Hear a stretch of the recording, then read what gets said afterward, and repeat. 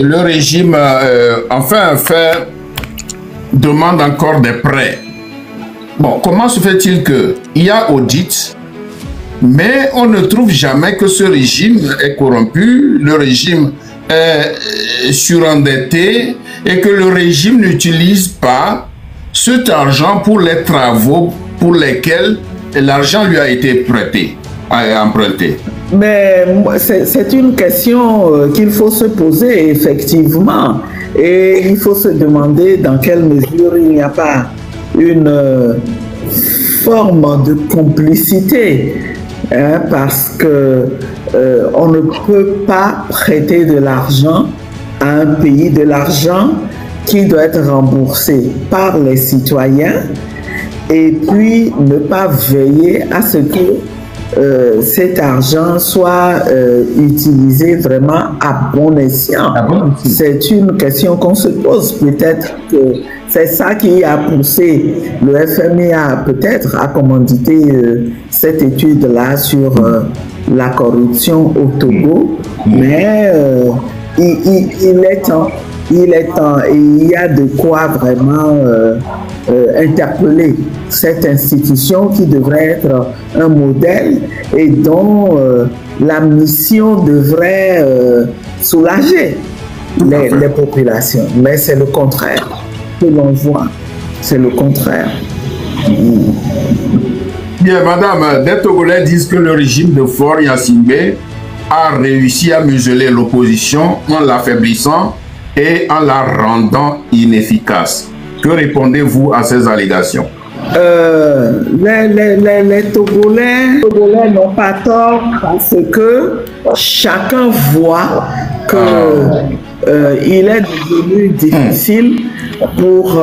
on est muselé d'une certaine manière parce que on ne veut plus laisser l'opposition faire des manifestations, ce qui fait que nous sommes réduits à contester, à critiquer, à parler, disons, mais on est très limité dans les actions que nous pouvons faire.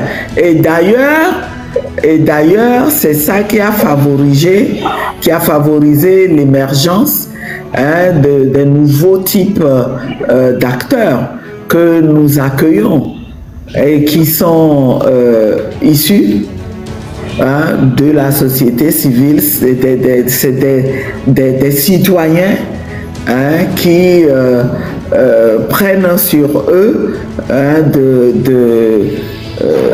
contester ce régime. Nous pensons que ça va dans le bon sens. Ça va dans le bon sens et on ne peut que soutenir ce qui se fait dans ce sens-là, en attendant que on retrouve une situation où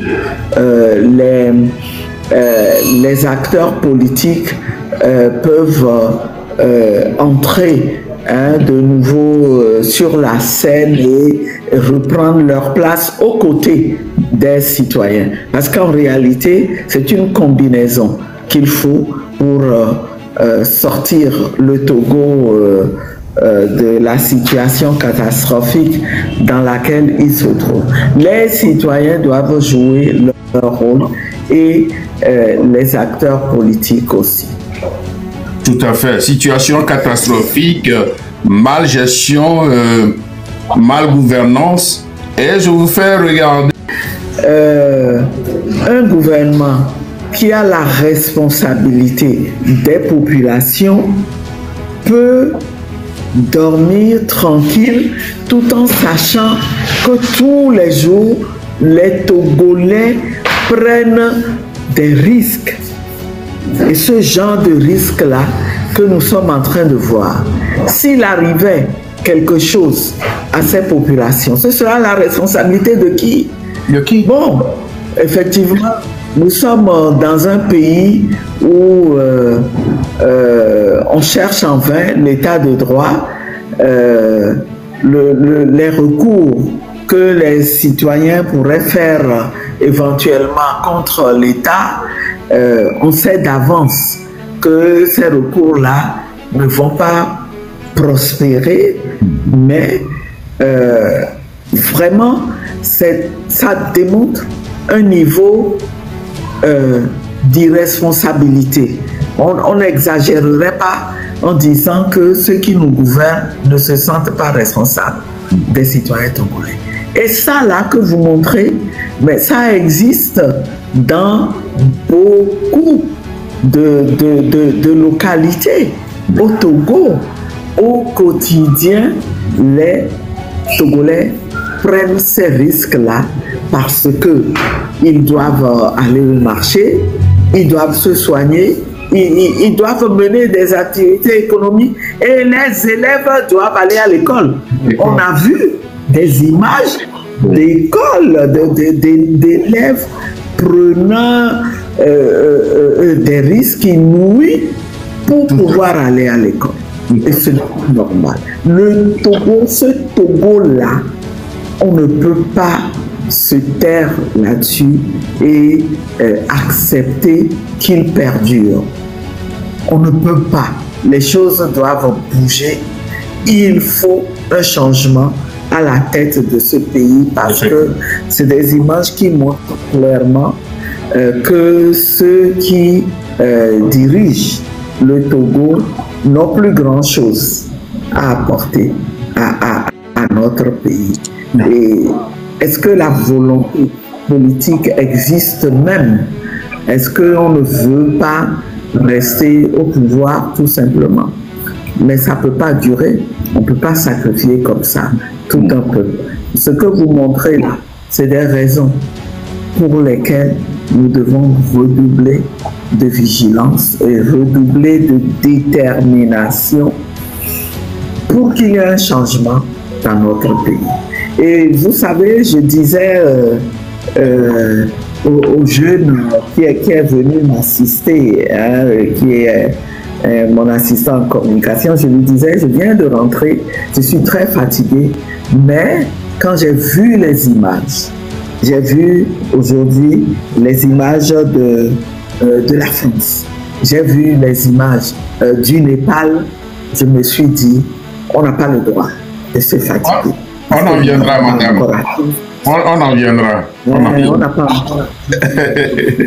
Bien, depuis le 6 juin et sous l'impulsion du jeune artiste Amron, des blogueurs regroupés en un mouvement dénommé le M66 organisent au Togo et dans la diaspora des manifestations tendant à chasser M. Faure du pouvoir.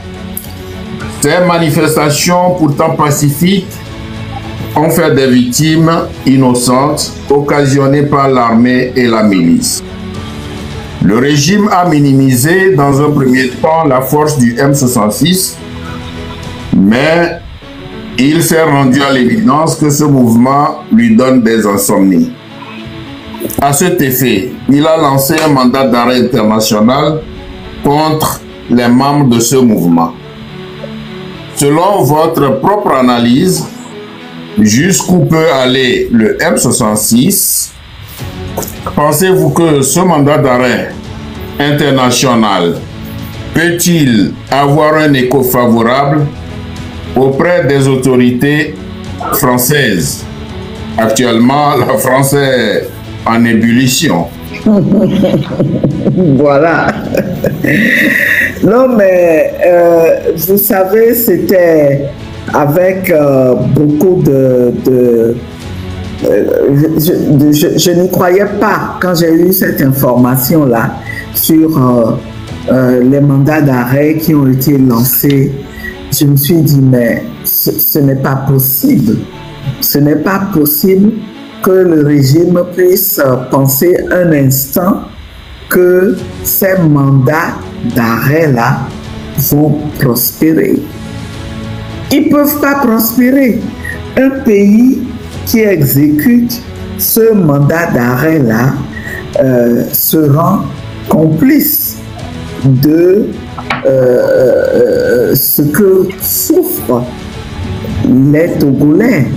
On ne peut pas vivre la situation que vit le Togo, qui est une situation de dictature, où les libertés publiques individuelles sont confisquées, où nos prisons regorgent de détenus qui sont des détenus d'opinion, des détenus politiques, où malgré ça, les Togolais ont faim, ont du mal à se soigner.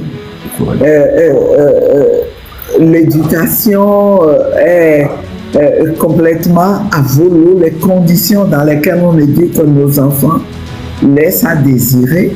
On ne peut pas, dans ce tableau-là qui est décrit, reprocher à des citoyens de se battre. Et donc, se dire, on va, au nom des conventions, au nom du partenariat entre pays, exécuter des mandats d'arrêt contre les citoyens de ce pays-là qui se battent pour que les choses changent. Ce n'est pas possible. Ce n'est pas possible. Et donc, je crois que c'est quelque chose que le régime a fait sans y croire, hein, sans trop y croire lui-même. Mais pour intimider, pour faire peur à ceux qui sont déjà dans l'action et surtout empêcher que d'autres s'impliquent. Ça fait partie des stratégies qui sont utilisées pour que le mouvement mobilise le minimum de Togolais.